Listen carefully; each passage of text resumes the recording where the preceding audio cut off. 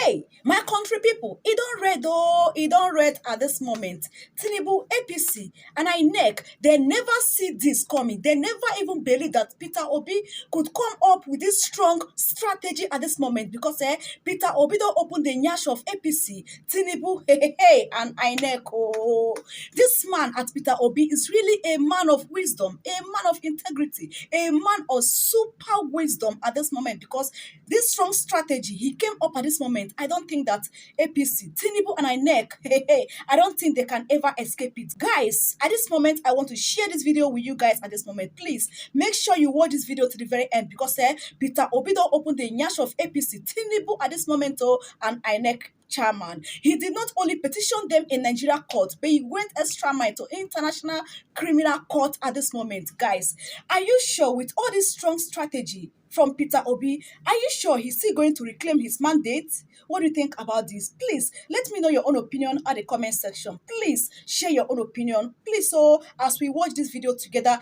at this moment, Saturday hot, let us watch this video together. Please, and make sure you share this video. Help me to share. I want every other person, all the Nigerians, both home and abroad, to watch this video. Please help me to click on that share button and like this video. God bless you. Let's watch together at this moment.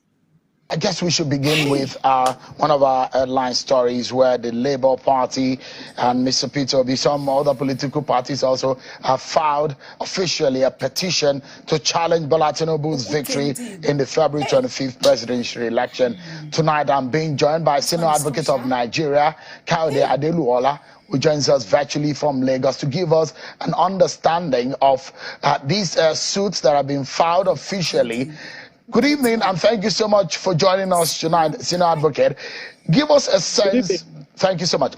Give us a sense of the implication of these suits that have been officially filed. We understand that tonight is going to be the deadline under the law to file such. Yes, the results and the return having been done on the 1st of March, and the winner having been declared on the 1st of March, gives the petitioners up to tonight, the 21st day after the declaration, before they file their petitions. Now, having filed the petition, what one should look at is what are the grounds they have premised their petitions upon. The Labour Party has simply covered the field. In that sense, I'm saying that the three grounds that are recognized by the Electoral Act are: one, that the respondent, that is the president-elect, was not qualified to participate in the election. Second, that there were corrupt practices, and also that the requirements of the Electoral Act were not followed. And thirdly, that the required votes, being the majority and spreading around the Federation, 2/3 of the number of states and the Federal Capital Territory, were not fulfilled by the president-elect. And as well, they are also saying that, as a consequence of that, first, the petitioner is saying that Bola Tinubu, who is the president-elect, should have the certificate of return retrieved from him and be handed over to Mr. Peter Obi. And the premise upon which is placing this is that, having not been qualified to participate in the election, all the votes cast in his favor were wasted votes. And so if those wasted votes are cancelled, then he emerges as the winner of the election. He has also said in alternative to that, the INEC should simply cancel the election results and another election be conducted. So these are the prayers before the tribunal in summary. But what Mr. Peter Obi and the Labour Party have also done, and I think quite ingenious, is that they have brought in other issues associated with the candidature of the president-elect,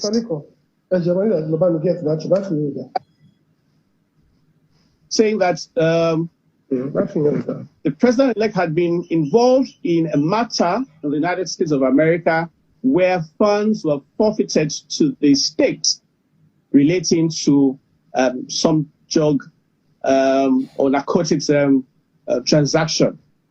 That's one. And second, that the president-elect also had allowed his vice president to maintain 2 nominations at the time he was going to be contesting for the post of vice president. First, that he had the nomination pending as a senatorial candidate, and then he also had it. So these are a whole lot of things have been thrown into the basket, and I think is a situation in whichever way APC goes or turns, whichever way Ashwadi Bola Tinubu turns, the Labour Party believes is going to be caught by one or the other.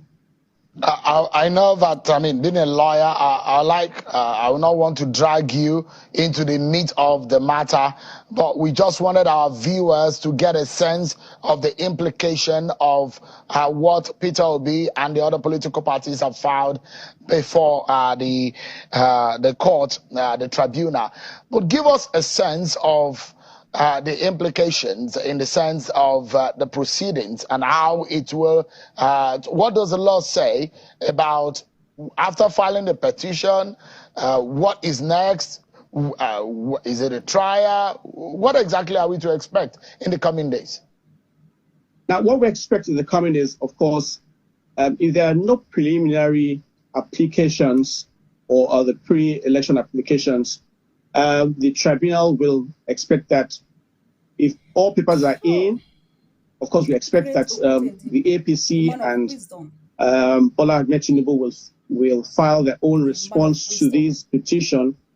And once that has been done, the pre-election applications will take place, if any, and the trial will take place from day to day. But, of course, it's going to take place at the Court of Appeal because that is what is provided in the Constitution, the constitutional provision. The Court of Appeal has the prerogative of taking the petition, and it's only where that is concluded and the party is not satisfied, and then goes on to the Supreme Court. So what I expect is, and what I would urge Nigerians to do is to follow these proceedings, because I must mention here that as much as possible, a lot of Nigerians are expecting that, well, the judgment will be given in a short while, and then we know who really our president is going to be. But the truth is they have up to 180 days within which this whole process will take. And once that has been done, a judgment will be given. If parties are satisfied, that's it. If they are not, then they go to the Supreme Court. But in the meantime, I see the council representing the president-elect and his party, APC, and the vice president, looking at the petition holistically and also drafting their own response to each and every paragraph and ensuring that they cover the grounds as well. Let us say quickly, I have just about 2 questions for you, sir.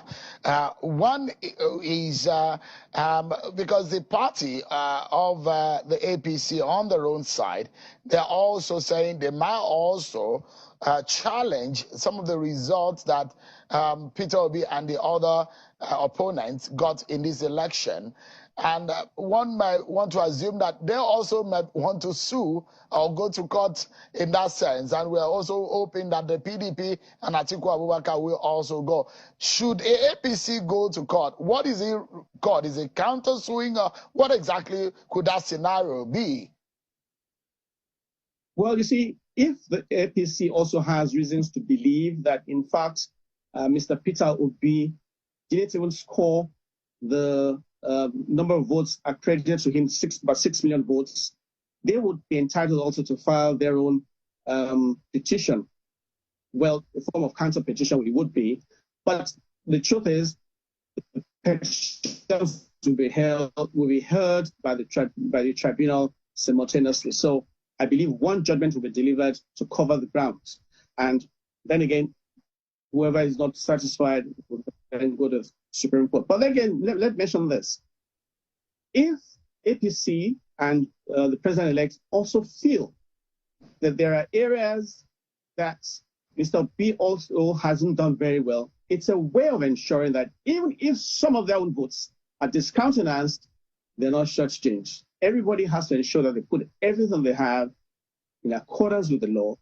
All right, but on a final note, I know the connection didn't allow you to land on that thought, but quickly, sir, if you can give us an understanding of what to expect, for example, in the manner in which INEC has handled the governorship election result. We saw what happened in what the PDP candidate in Ogun State said in relation to what happened in Adamawa, in Kaduna State, in Enugu and Abia State. There are similar tendency but different treatment that has been given.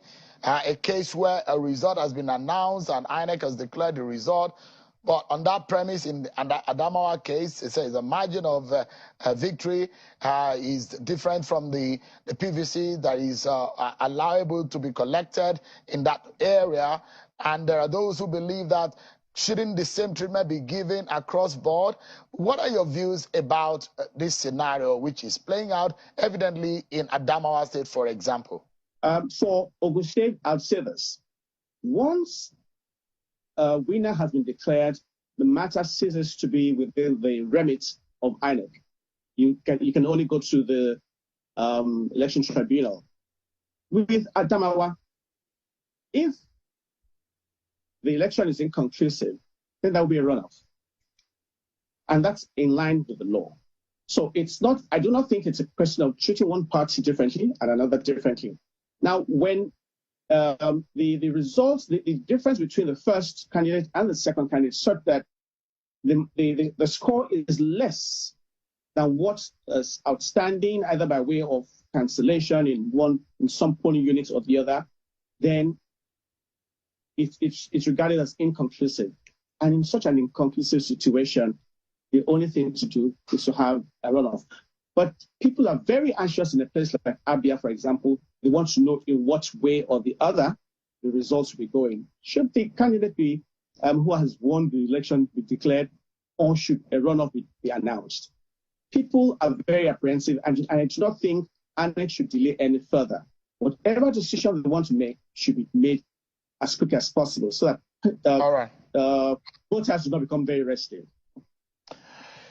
Mr. Kayode Adeluola, Senior Advocate of Nigeria, thank you so much indeed for your time and the perspectives in which you have given to us tonight on these issues.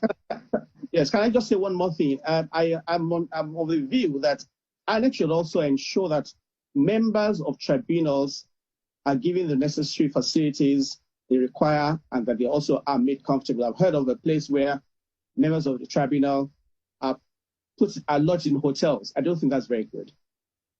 Members of tribunals should not be walking along the same corridors as patrons of hotels. I think this is something I'm going to also be able to discuss with my NBA presidents, and we need to look at this very carefully. Thank you very much. Thank you so much, Mr. Adeluola, Senior Advocate of Nigeria, indeed for your